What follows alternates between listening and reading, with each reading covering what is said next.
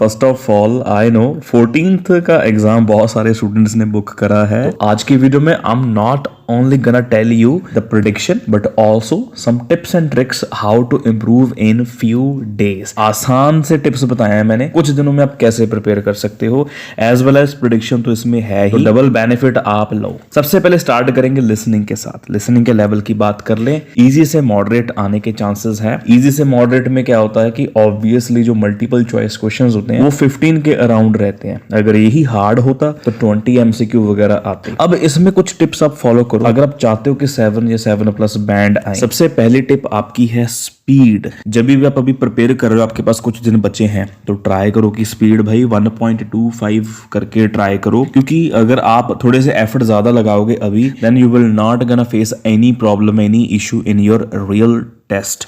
अभी थोड़ी सी स्पीड बढ़ा लो, 1.25 कर लो, ट्राई करके देख लो, कोई दिक्कत वाली बात नहीं। यहाँ पे 20, 21, 22 रह रहे हैं, वहां पे आपके 25, 26 तक चले जाएंगे। दूसरी चीज है डिमांड। अभी डिमांड में बहुत स्टूडेंट मिस्टेक करते हैं, वहां पे लिखा होता है कि नेम ऑफ द कंपनी, है ना, नेम ऑफ द फर्म, जो भी लिखा होता है उसके बाद डैश होती है। वहां पे क्या होता है, कई बार स्टूडेंट लगा देते हैं 19 मार्च या कुछ और कोई डेट लगा देते हैं, और जहां पे लिखा होता है कॉन्टैक्ट नंबर या मोबाइल नंबर, वहां पे स्टूडेंट किसी का नेम लिख देते हैं। तो इन चीजों का हमको ध्यान रखना है कि पहले डिमांड जरूर देखो कि क्वेश्चन की डिमांड क्या है। ये बहुत मिस्टेक होती है, ऑनलाइन ऑफलाइन स्टूडेंट्स करते हैं, प्लीज इसका ध्यान रखना पहले। अब आपके पास कुछ डेज बचे हैं, इसमें यही चीज ट्राई करना, डिमांड जरूर देखना। तीसरी सबसे बड़ी प्रॉब्लम होती है स्पेलिंग की। अब स्पेलिंग हम कैसे इंप्रूव करें कुछ ही दिनों में? देखो मैं आपको एक छोटी सी चीज बताता हूँ। अकोमोडेशन, कैटलॉग, सुवेनियर, ये कुछ ऐसे वर्ड्स हैं, वायलिन जैसे हो गया, जो कि काफी ज्यादा रिपीट होते हैं। अब मुझे ऐसे कैसे पता? जब भी आप लिसनिंग करो, वैसे मैं आपको एक छोटा सा टिप देता हूँ, there are hundreds and thousands of listenings on YouTube। आप जाओ वीडियोस में, बिल्कुल लास्ट में काफी सारे आंसर्स आपको पता मेंशन होते हैं। 1 वर्ड 2 वर्ड जो आंसर हैं उनको उठाओ, किसी को बोलो, अपने भाई बहन को, अपने फ्रेंड्स को, कि भाई मुझे डिक्टेट करो, ठीक है, क्योंकि वही जो है वो रिपीट होने वाले हैं 100%, क्योंकि पहले भी हुए हैं, मैं भी डिक्टेशन करवाता हूँ, ऐसे ही करवाता हूँ। और भाई ये चीज सच में, ठीक है जी, सच में वर्थवाइल है, आप इस चीज को करो। चौथा है मल्टीपल चॉइस क्वेश्चन, MCQ को हम कैसे इंप्रूव कर सकते हैं। अगर सपोज करो हमारी अंडरस्टैंडिंग इतनी नहीं है, जस्ट टेक एन एग्जांपल, तो MCQ में सभी ऑप्शंस तो नहीं, चलो 3 ऑप्शंस तो वो बोलते हैं, तो ट्राई करो कि जो बिल्कुल लास्ट में बोला है, बिल्कुल एंड में बोला है, उसको ही सिलेक्ट करो, बाकियों को अवॉइड करो। इसमें ऐसे है कि 10 में से आपके 8 MCQs सही हो जाएंगे।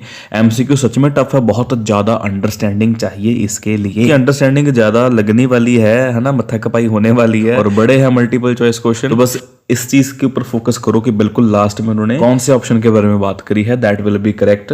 70% इसकी सक्सेस रेशियो है। और लास्ट चीज है expect. First of all, do not expect, not only from listening but from anybody. Expectation का मतलब पता क्या होता है यहाँ पे? फर्स्ट ऑफ ऑल आपने एक सेक्शन करा, ठीक है जी, चला गया, ओके बढ़िया। सेकंड सेक्शन करा, ओके फाइन है, अब बड़े आराम से बैठ। आपको लगा होगा कि जैसे फर्स्ट 2 सेक्शन निकल गए, थर्ड भी वैसे स्टार्ट होगा। थर्ड ऐसे स्टार्ट होता है कि 4 लाइन्स होती है, कि 4 लाइन्स में 4 आंसर भी निकल जाते हैं। थर्ड सेक्शन में 31, 32, 33, 34 ऐसे करके 1 मिनट में निकल जाएंगे सारे आंसर। कहने का मतलब ये है कि हम एक्सपेक्ट कर लेते हैं कि यार जैसे फर्स्ट और सेकंड सेक्शन की स्पीड नॉर्मल थी ना, वैसे ही थर्ड की स्पीड भी नॉर्मल होगी। बट वही चीज है, डू नॉट एक्सपेक्ट। क्या पता आपका फर्स्ट सेक्शन ही एकदम से निकल जाए, तो पहले रेडी रहना। जब आपके पास टाइम वहां पे होता है, तो भाई क्वेश्चन आप पहले ही अपने देखो, उनकी डिमांड देखो कि क्या क्वेश्चन का आंसर हो सकता है। रीडिंग की अगर बात करें तो लेवल इजी से मॉडरेट रहेगा भाई, एक पैसेज हार्ड होने वाला है। फर्स्ट ऑफ ऑल हमारे इसमें कुछ टिप्स हैं, जैसे कि पैसेज का मतलब ये है कि इजी पैसेज से स्टार्ट करो। अब इजी पैसेज आप कैसे ढूंढ सकते हो? देखो अगर आप सपोज करो फर्स्ट पैसेज उठाओगे,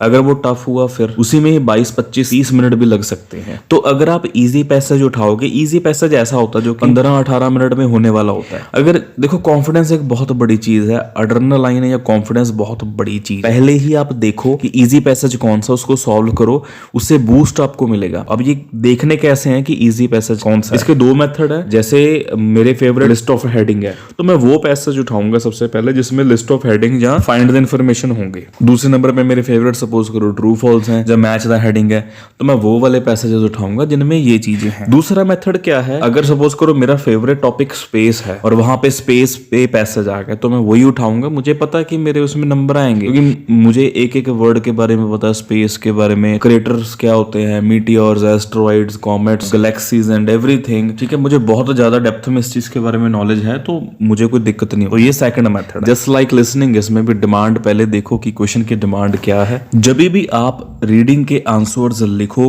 कैपिटल में लिखो, चाहे वो रीडिंग है चाहे लिसनिंग है। ये मैं वैसे ही बोल रहा हूँ कि कुछ दिन है आप प्रिपेयर कर सकते हो और वहां पे भी जाके इस चीज का थोड़ा ध्यान रख सकते हो। कर्सिव में या सिंपल स्मॉल लेटर्स में कई बार नहीं समझ आती। उसके बाद आ जाते हैं मल्टीपल चॉइस क्वेश्चंस। यहाँ पे भी एमसीक्यूज हैं। इसमें मैं बस इतना बोलूंगा कि एमसीक्यू वाला जो भी पैराग्राफ आप पैसेज आपको मिले बिल्कुल लास्ट में करना भाई, ठीक है जी, क्योंकि वो टफ होता है। लास्ट आपका फर्स्ट वर्सेस सेकंड, इसका मतलब ये है कि जो आंसर आपने बिल्कुल फर्स्ट में लगा दिया वो आपका करेक्ट होगा। जो आपने उसके बाद कई बार क्या करते हो आप कट करके रब करके दोबारा फिर से लगा देते हो, फिर वो क्या हो जाता है, रॉन्ग हो जाता है। ये चीज आपके साथ होती है स्टूडेंट्स, मेरे के साथ भी होती है, आपके साथ भी होती है। तो जो एक बार लगा दिया सो लगा दिया। तो अगर आपने 10 क्वेश्चन कट करके दोबारा लगाए ना तो उसमें से 7 हैं वो आपके गलत हो जाएंगे। अगर मैं राइटिंग की बात करूं अभी तो टास्क 1 के chances bar, table and pi के हैं। टास्क 2 के हैं अग्री डिसएग्री या फिर डिस्कस बोथ व्यूज के। इसमें कुछ टिप्स आप ध्यान से समझो। सबसे पहले अपने भाई स्ट्रक्चर्स क्लियर रखो। ठीक है, स्ट्रक्चर्स के लिए मैंने ऑलरेडी वीडियोस बनाई हुई हैं, आप देखो उनको। डिस्क्रिप्शन में भी आपको लिंक्स मिलेंगे और आपको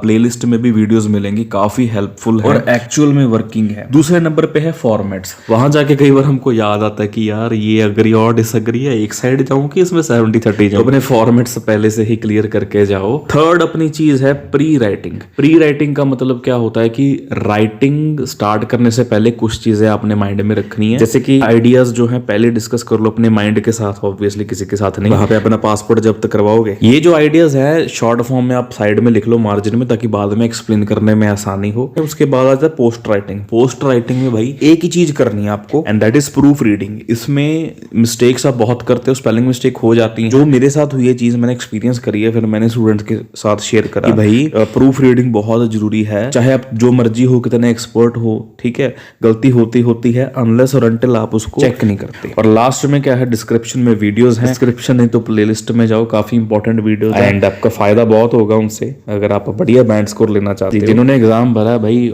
ऑल द वेरी बेस्ट। बड़े करके आओ, आग लगा दे and take care, see you in the next video.